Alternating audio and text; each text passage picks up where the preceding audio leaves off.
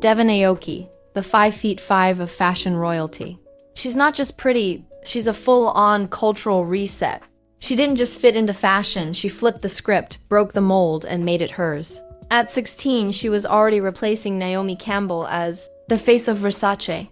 Before most of us could drive, she was walking Chanel as Karl Lagerfeld's muse. She helped create the Y2K aesthetic. That's basically running the internet right now. But what makes Devon so iconic? Why are people still obsessed with her decades later? Let's get into it. Devon Aoki was born in 1982 in New York City. Her dad, Rocky Aoki, Olympic wrestler turned Benihana founder. Her mom, Pamela Hilberger, was a jewelry designer with English and German roots. So yeah, stylish genes from both sides. But her childhood wasn't all fancy dinners and designer clothes. Devon split time between New York, London, and Malibu, kind of a nomadic life, that she later described as feeling 2 parts American, 1 part British. And yes, in case you didn't already know, she's Steve Aoki's sister. The DJ, the one who throws cakes at people. And her niece? Model Yumi New. This whole family is genetically blessed and apparently made for the spotlight.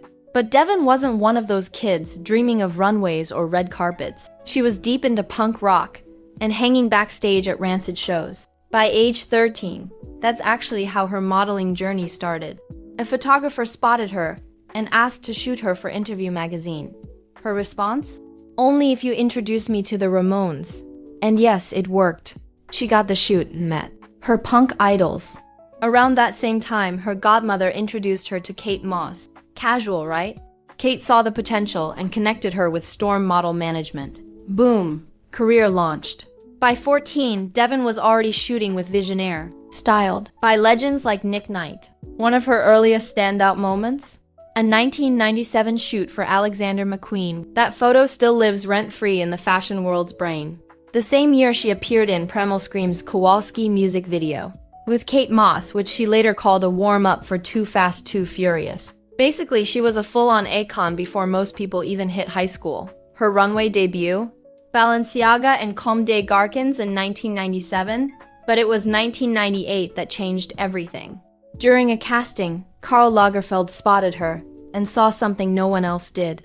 While others were ready to pass, Karl made her the youngest Chanel bride ever, walking hand in hand with him to close the show at just 16.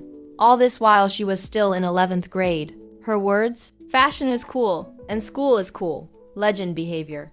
Karl and Devon were tight, like sending each other poetry tight. He introduced her to sculptures, art, and literature. She once said they did a shoot where she literally became a Brancusi statue. Who else can say Karl Lagerfeld faxed them poems? And then came the big one, Versace. At just 16, Devon became the face of the brand, replacing Naomi Campbell. That's no small feat. She was only 5'5", way shorter than the typical model, but she walked like she owned every inch of the runway. She joked about wearing shoes 2 sizes too big, because nothing fit, but it didn't stop her. She made it fashion, covers, all of them.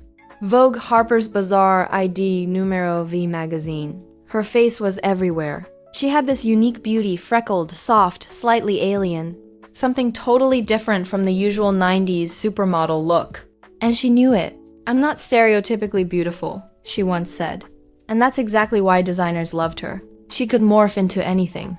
One minute she's in pom-poms and fuzzy sweaters, the next she's a punk goddess. In a Chanel bridal look with a mohawk. Designers like Jean-Paul Gaultier, Versace, Moschino, and Jeremy Scott were obsessed. Jeremy especially. She was the centerpiece of his early 2000s shows, walking in everything from mermaid-inspired gowns to bold power suits. Before range was a buzzword, Devon defined it. She wasn't just fashion's darling, she was shaping pop culture.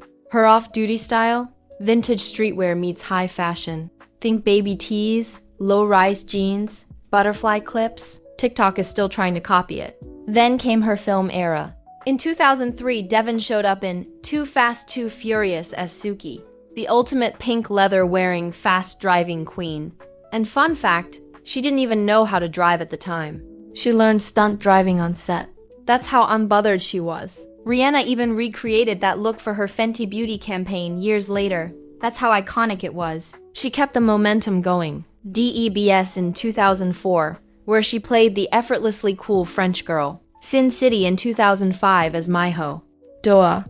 Dead or Alive in 2006. War with Jet Li and Jason Statham.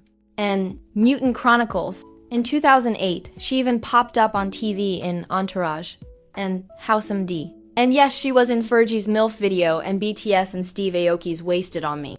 By 2009, she decided to slow things down and focus on family life. She married financier James Bailey and had 4 kids, but don't think. She disappeared. In 2018, her daughter Alessandra started modeling for Guess Kids, Mini Devon in the making. She also dipped into design. Back in 2007, she dropped a Levi's capsule in Asia called Levi's Plus D. It was all about those hard-to-find vintage cuts she loved wearing. Devon knew her lane and stayed way ahead of the curve. And then came the comeback. 2017, she walked Jeremy Scott's Moschino Resort show. In 2018, she was in major campaigns, Sephora, Hugo Boss, Nordstrom, and graced the pages of Vogue again.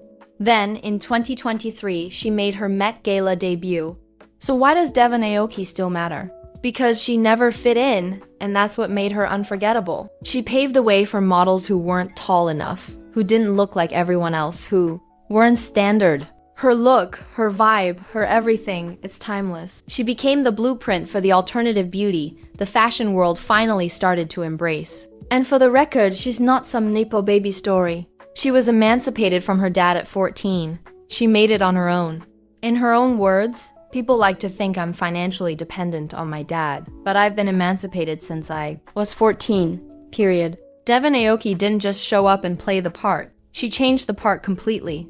And that's why we're still living in her fashion universe.